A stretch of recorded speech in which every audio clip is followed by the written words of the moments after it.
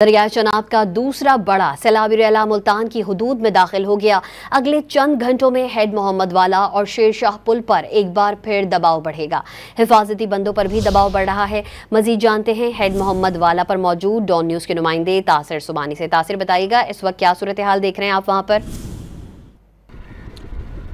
जी बिल्कुल, मैं आपको बताऊं कि बड़ा सैलाबी रेला जो दूसरा है वो मुल्तान में जो है वो अगले चंद घंटों में बताया जा रहा है कि हेड मोहम्मद वाला से यहाँ से पहले भी जो है वो बड़ा सैलाबी रेला गुजरा है।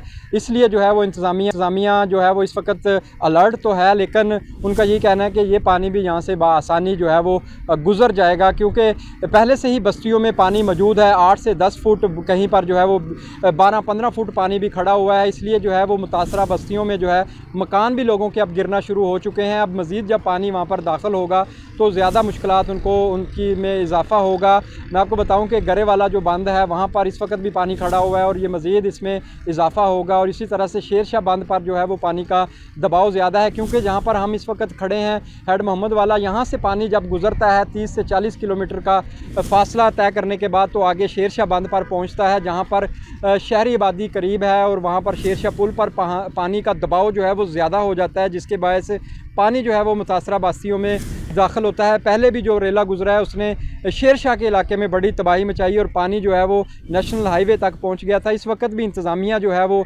अलर्ट है और इन जो बंद हैं उनको मजबूत करने की कोशिशों में भी मसरूफ़ है। मट्टी डाली जा रही है, पत्थर डाले जा रहे हैं और ये सैलाबी रेला जो है वो उससे निमटने के लिए तमाम तर तैयारियाँ जो हैं वो मुकम्मल हैं।